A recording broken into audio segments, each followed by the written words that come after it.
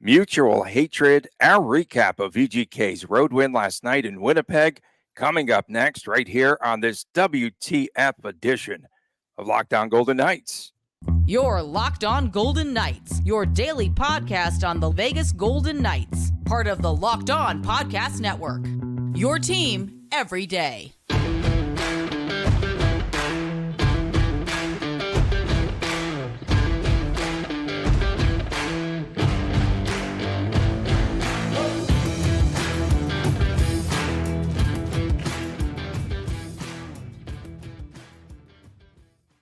Well, hi again, everyone. Tony Cardasco, Chris Golick from Las Vegas. Thanks for making us your first listen each and every day. Follow us wherever you get your podcast and subscribe to our Locked On Golden Knights YouTube channel. We are brought to you today by FanDuel. Of course, it is the big dance here. And right now, new customers get $200 in bonus bets if your first $5 bet wins. Go to FanDuel.com/lockedon. Such harsh words from Bruce Cassidy last night in the post-game presser.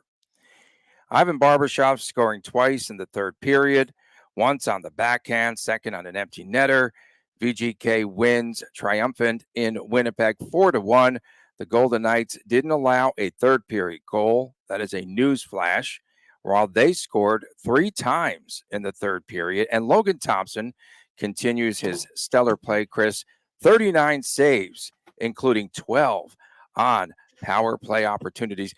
Penalties last night. Winnipeg wins that race, sorta. We'll get into that momentarily. But Winnipeg now is 0 for its last 17 on the power play. And don't start telling me that VGK played well on the PK because Winnipeg just stinks. They suck on the power play. Okay, that's my opening.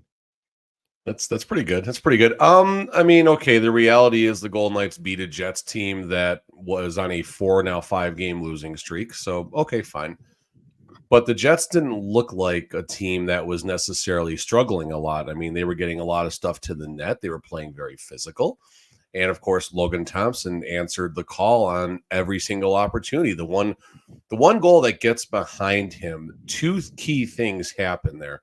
One, Kolesar gets wiped out. That was, like Cassidy said in the post-game presser, a blown call. It was a blown call, creates a turnover, and then a beautiful tip-in on the goal. Logan, nothing he's doing right there. So can't do a whole lot about that, but you look at the defensive side of the game and the penalty killing. Yes, I know their penalty kill is, or their power play, the Jets isn't that great, but Golden Knights still got to get the job done, and Logan stood extremely tall last night. Couple things I pointed out. I said early in the game that the Jets were playing very, very physical. They were taking the physicality to the Golden Knights. I felt that was going to keep the Golden Knights engaged in the game, and basically they were not going to become complacent because they had to keep their heads up the entire time, make sure they weren't going to get crushed. Sure enough, Cassidy in the post-game press conference, I pat myself on the back, Cassidy felt the physicality of tonight's game, and Tony, mutual hatred between the two teams helped Vegas-born tonight. Okay, helped the Golden Knights tonight. So there you go. Lots to like about the game. And I don't know, maybe now I'm starting to buy into the fact that the Golden Knights are finally getting back to being themselves. Winning form. I'm not going to use that S word, but winning form. Okay. A .975 save percentage for Logan Thompson. Last 4 starts, he's only given up 1 goal per game in those starts. So he is really starting to play.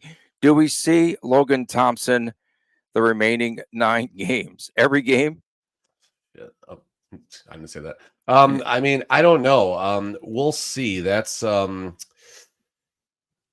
think it really depends on what the race looks like down to the end. Listen, the Golden Knights trail the Vancouver Canucks. What is it? 10 standings points right now. But they got 2 games against the Canucks. So that could possibly lower that gap to 6 points. A lot needs to happen, but the Canucks are without Thatcher Demko at least until April the 6th. Golden Knights have the Canucks on April the 2nd and April the 8th.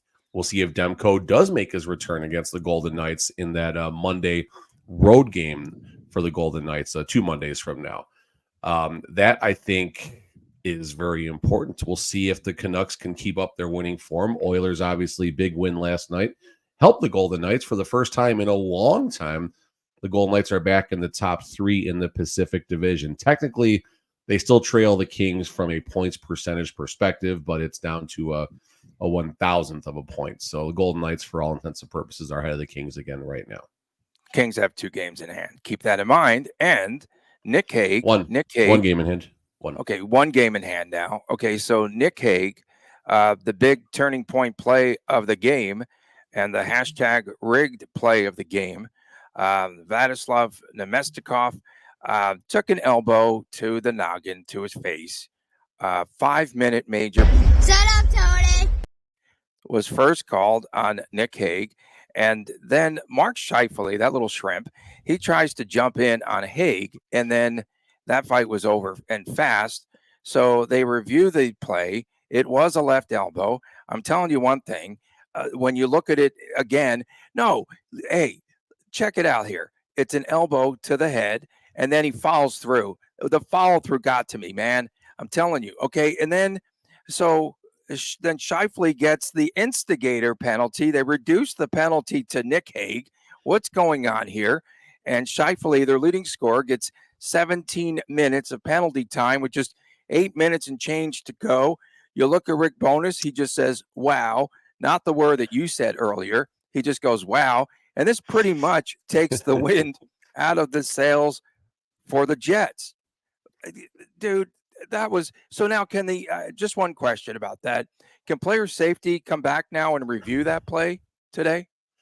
I was wondering about that, and that would be the NHL admitting they royally what the Friday'd up if that did end up happening. So my perspective of the hit in real time, you see it happen. I get the 5-minute major, and I do like that the NHL, and this is the Cody Eakin rule going back to the not a major drama against the Sharks in season 2. The Golden Knights were finally they've been more than once, but they were the beneficiary of their own rule. So Tony, if you want to go with the rigged route, you can have it from that perspective.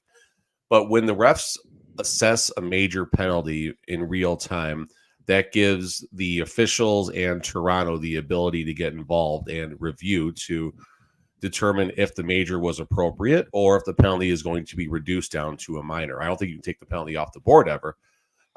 So my perspective of what the officials saw: 1, Scheifele is low on the play.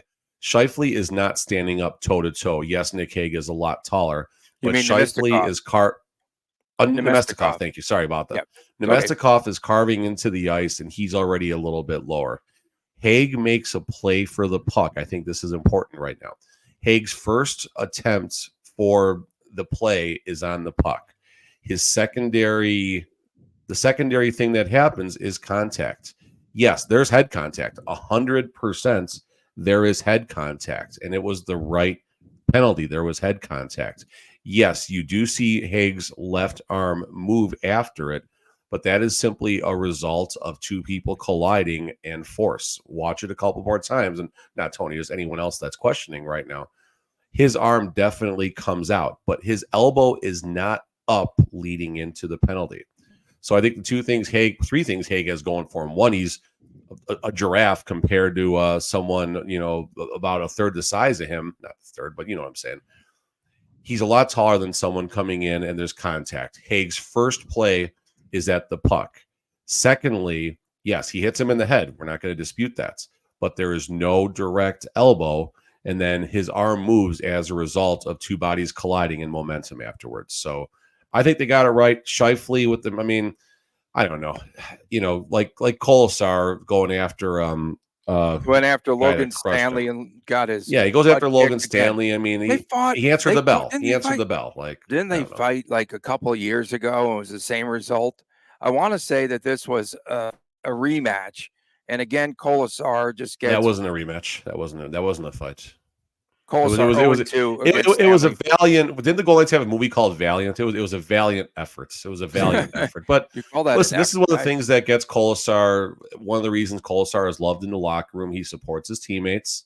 This is one of the things that keeps him in the lineup. Although I do argue, once Hurdle and Stone come back, we might not see Kolesar in the lineup, and that had an uproar on Twitter that shocked the word out of me. I said earlier.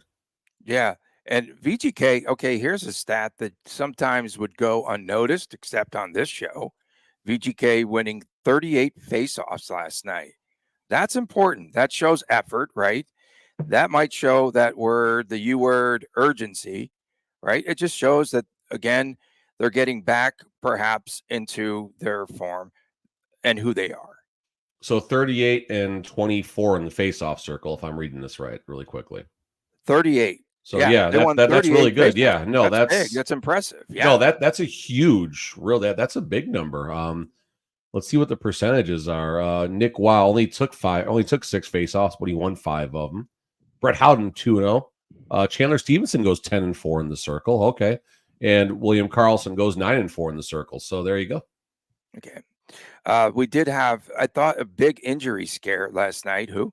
A big injury scare. Noah Hannafin colliding with Appleton, and their skates pretty much got locked up. And then the left leg injury to Hannafin, I thought initially, I thought was really bad.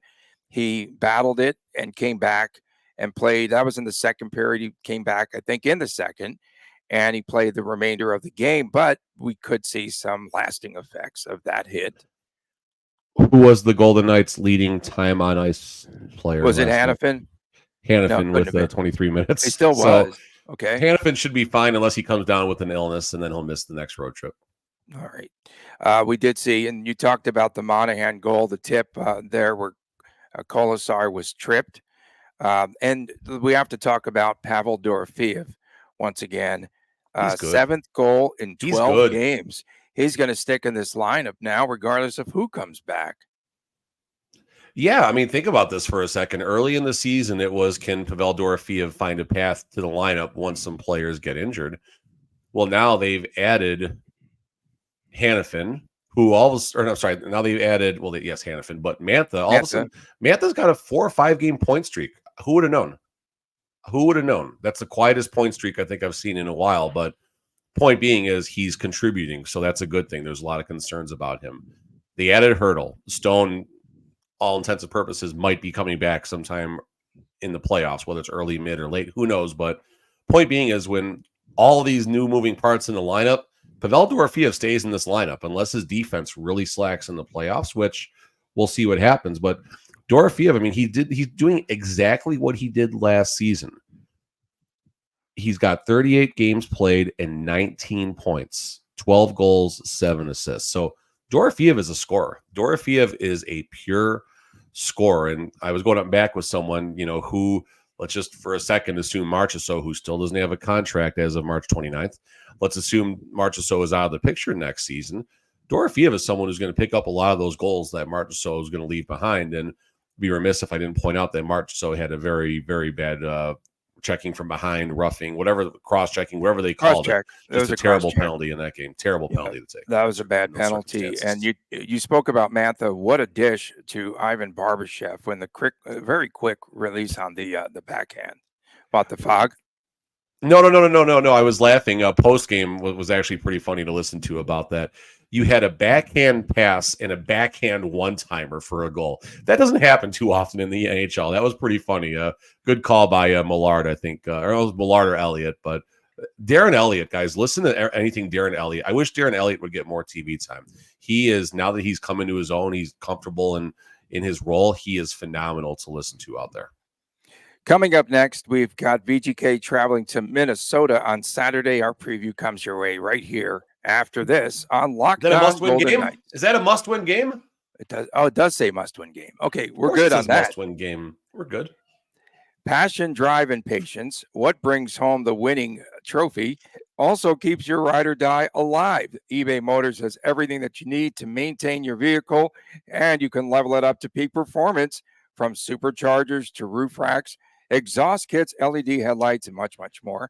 Whether you are into speed, power, or style, eBay Motors has got you covered with over 122 million parts for your number one ride or die to choose from.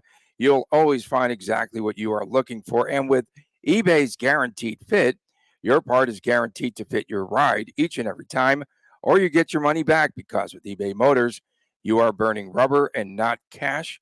With all the parts you need, the prices you want, It's easy to turn your car into the most valuable player and to bring home that win. Keep your ride or die alive at ebaymotors.com. Eligible items only, exclusions apply. eBay guaranteed fit only available to U.S. customers. Back on this edition of Locked On Golden Knights, Tony Cardasco, Chris Golick from Las Vegas. We appreciate you making us your first listen each and every day. Thank you so much for doing so. Of course, today is WTF. Cannot wait for some of those comments from you, the listener and the viewer. And of course, tomorrow morning, the YouTube exclusive. It's the Chris and Chris Show.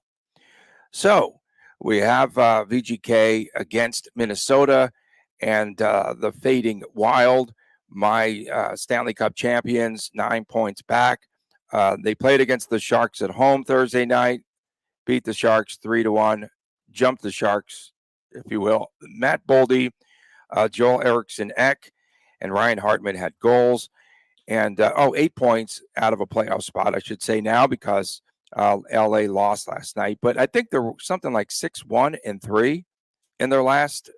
I think they're in their last 10. You're right. Yeah. You got it. You got it. What's funny about that, I was thinking about this before we even started today. They're 6-1-3 in their last 10. I think they've lost ground in their last 10 games on their hold for a playoff spot. I mean, that's just shows what's happening right now in the bottom wild card spots. And also, I mean, the Golden Knights are heating up at the right time. That's not helping them. Kings obviously have some ground. So we'll see what happens there. I mean, the Minnesota Wild, I think their season really comes down to Saturday's game against the Golden Knights. The Golden Knights have to expect the Minnesota Wild's best game, no questions asked. And the Golden Knights need to be ready for it. Could be a letdown game. I mean, think about this, right? Golden Knights coming off of 3 good games on the road trip, the Nashville game, whatever to that. But point being is 3 hard-fought games, maybe is a better way to put it. Now you get the Minnesota Wild, who, yes, they're playing really well, but they're also fading in the playoff picture.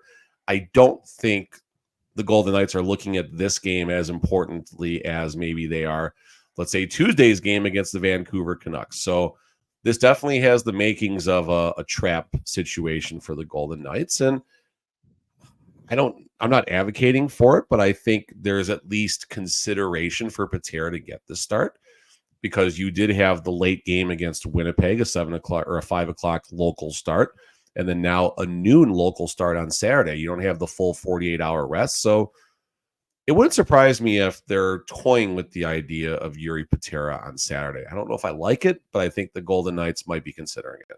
I don't think so. I think they want the W, come home. They've had a great road trip so far with 5 points. And will we see Marc-Andre Fleury? He's gotten a majority of the starts for Minnesota. Gustafsson went last night for the win, stopping 26 shots. And Gustafsson's coming back, actually playing much better. This is a team, too, that has a really bright future, right? When you look at them, Kirill Kaprizov had a very slow start, if we recall correctly, 81 points now. And then you've got players like Marco Rossi. He's a rookie, I think, 37 points on the season. And then Brock Faber, best defensive rookie by far, leads rookies in blocked shots, time on the ice, 25 minutes per game, Chris, and has 33 assists on the season. So all of this experience down the stretch for Minnesota, I believe, will pay dividends next season. But again, VGK is a marked team, right? Is there mutual hatred between these two teams too? I mean, there is playoff history. They did have a 7-game series a while back, so that certainly builds a rivalry. But going back to your youth comment, yeah, I mean, Kaprizov, Boldy, Faber, Rossi, going deeper, Connor Dewar, Kalen Addison, Brandon Deham. I know all these names because these are the hockey cards when I'm doing my breaks that people are excited to get.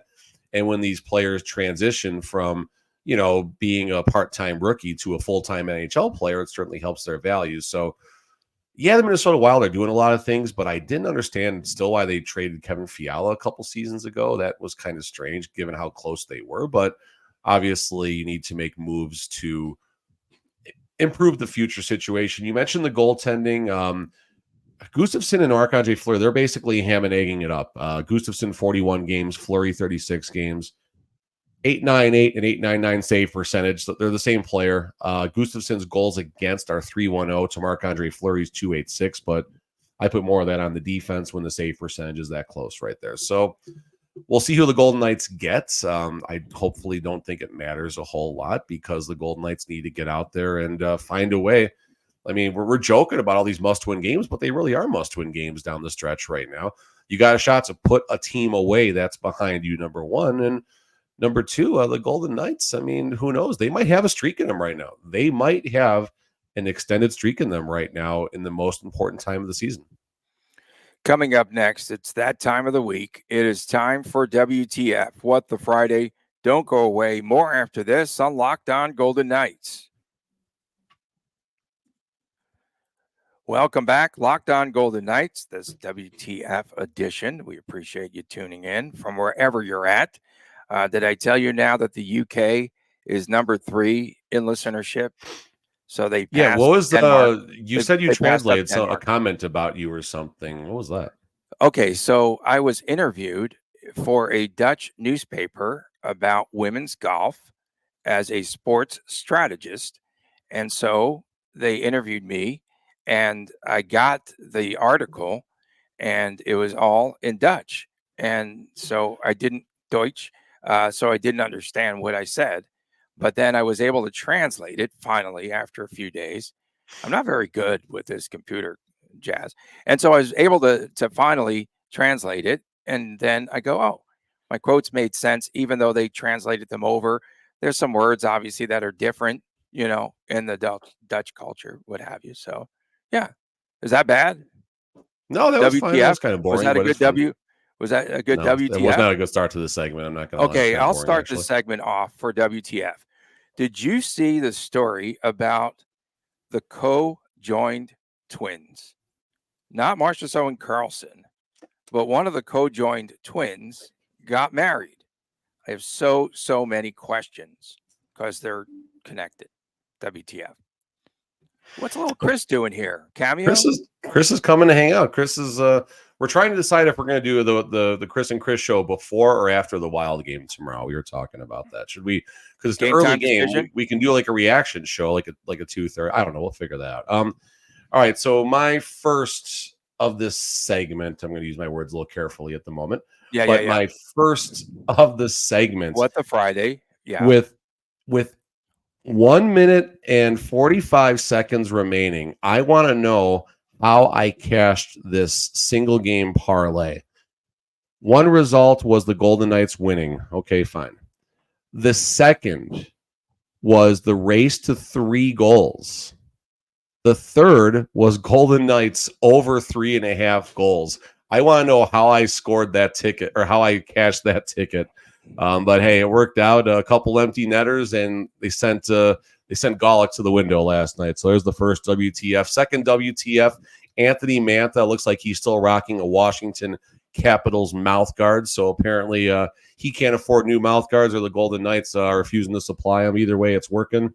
We had some cinema last night with the Golden Knights as they that was for Wayne D and Lee the Golden Knight. We had some cinema last night with the Golden Knights in that nice victory over the Winnipeg Jets. But I will say that the Preds emptied the clip against the Golden Knights on Tuesday night. They gave the Golden Knights everything that they had. Golden Knights, took the game to overtime. Not a good game, but the Golden Knights took the game to overtime without Pietrangelo, without Stone. Yeah, it's worth noting. With their third string goalie, and the Golden Knights were on a back-to-back. Why is this important? Well, because the Nashville Predators lost 8-4 in Arizona to the Coyotes. Don't tell me that Golden Knights game did not take a toll on the Preds when they laid an absolute egg afterwards. Example of a trap game. That's why I'm concerned about the Wild game on Saturday. WTF, I got more, but I'll take a break. Okay, you need a break. WTF. How does Carlson get credit for an assist again on a puck that squirts loose to Eichel, and then he turned it over? Give him credits. Eichel gets the empty netter. Please stop it. Please stop it. Hashtag rigged. Hashtag mutual hatred too. Why in the world? This is like something new out of Cassidy. He's a little chippy lately. Cassidy, I'll defend a little bit here. So Cassidy He's not chippy. early. I think he's chippy. No, he's chippy, chirpy, whatever you want to call it. But this isn't the first time either. Early in the season, Cassidy talked about a lot of rematches. Used the terminology when you end a team's season, they're looking forward to seeing you. He talked about that the first time the Golden Knights and the Jets played. Talked about that the first time the Golden Knights and the Oilers played. It's sending a little bit of a message to both teams, maybe. Oh God, I don't want to do that WTF. I don't. You can do the W. You can do it. I don't know if I want to do it. About our text last night, I don't know if I want to do that. I don't think we could. Yeah. Okay. WTF? Given the I performance, gotta bite my tongue on that one. That's a tough one. Okay. No inside jokes on this show, so we're gonna have to make up. No inside jokes at all. We never do anything like that. From Todd Laricos. WTF? Given the performance of Golden Knights on this recent road trip, is the chemistry getting better between the new folks and the other team members? Are we getting better and better? Also, WTF? Can we get a comment from at Tony Dasco on Vegas Bjorn's goal this week? Rigged. My hand's too far from the mouse. I'm not doing it. My last WTF, and then I'm done. This is a WTF prediction here. This is a WTF prediction. With 3 games to go in the regular season, the Golden Knights will be mathematically alive for the division to win the Pacific Division. WTF. Whoa, mic drop there. But you never answered Todd's question. Okay. He What was just the said, question? is the chemistry getting better with the I'm the sorry. I newer thought I members was waiting for you to got comment on lost Carlson's goal. in the Vegas The chemistry Bjorn? is the results speak for themselves, and Hannafin has fit like a glove. Mantha, we were concerned about, but when television pointed out that he's got a 5 game point streak, or 3 now, whatever it is, that tells me right there he's doing something right, and you're seeing him involved. He had a really good chance early in the game against Hellebuck, couldn't get it past him, but he got the assist on the game-winning goal, and all of a sudden, it's looking like this Mantha dude's going to be okay. Yeah, for sure. From Hubert Jakar, WTF to Haley Simon of Locked On Blues. Wow. Calling VGK a dirty team just because after a legal check by McNabb, Oscar Sundquist suffers an ACL injury. Which team we called dirty for an ACL injury? That was a Locked On Blues Paramano? guy that saad that. That was someone, a VGK fan. About okay. Haley. You know Haley. Yeah, I know Haley's Haley. fine. Yeah, I'm like, Haley's Yeah, cool. yeah. I don't know why she would be Yeah, down. yeah, I yeah. mean, I don't know. dude, all I all can say good. about that McNabb hit is keep your head up, bro. Keep your head up. WTF at Darth Tommy 774. What up, Tommy? Hurdle is a special player, brings a lot of things to VGK on both Who? sides of the puck. Tomas Hurdle. I should know how to say this in Deutsch. I wasn't or dogging whatever. his name. I just mean Okay. I just haven't seen him yet. That's all. Okay. However, when we are clicking, do we dare disrupt what seems to be getting us wins? We brought him into play, but could he possibly mess with our chemistry? Yeah, no, you're right. WTF. Leave Hurdle as a healthy scratch. You hit the nail on the head, Tony or Tommy. Okay, WTF, VGK. This is from at eRuns. VGK scores 3 in the third. That's allowed. WTF. Is that allowed? That's Is that good. permissible? That's easy. I like that one. WTF. Look, you is starting to wait. Oh, look, you're waiting. Look, wait, hang on. At VGK fan in Toronto, look, you is starting to wake up in time for the playoffs. WTF. You as in me or as in the Golden Knights? This is a weird formula right now, right? The Golden Knights start the season very, very good. Injuries obviously change the outlook on the season, change a lot of things. So the team just kind of stays afloat, makes some moves, and all of a sudden, it's like the they didn't take any time off in the season, just injuries made the results not look good. But for about a 35, even maybe a 40 game window, the Golden Knights were at best a 500 team, plus or minus a couple of points. And then, it's like, okay, as long as they start the first 15 games well and end the last, 15 games well, they're going to be fine. And it's a very strange formula. You mentioned, Tony, about it being a copycat league, about teams trying to copy what the Golden Knights formula was last year with a big defensive core and, good leadership and everything. this is a new thing that the Golden Knights, I mean, people are going to make LTIR comments and that's fine, but I'll look at the innovation that the Golden Knights and Kelly McCrimmon have as far as finding different ways to keep this team competitive and relevant. And someone made a comment. I'll throw a WTF out there. Someone made a comment on the typical Golden Knight hater, soldier. I think it was in the Preds, a random Preds feed or something like that. They said, give the Golden Knights 15 years. No one's going to care about the team, and T-Mobile Arena is going to be half empty. So I responded to that person. I said, people were saying this in season 1, 3 years from season 1, that no one was going to care about this team and T-Mobile would be empty. So the goalposts keep getting moved right now from the hate that other franchises have for this team. You have that knucklehead clown from San Jose that just loves to dog on everything he can. And it's like, okay, if the Golden Knights don't win a Stanley Cup, but they get to the Stanley Cup final this year, oh, look what they gave up. Look what they had to do. This rebuild is going terrible. It's like, dude, shut up. WTF. WTF. Would you say 10 years? T-Mobile will be empty? Someone said 15 years now. Okay, and 15 it was years. 3 years. It was 3 years. Now it's up to 15.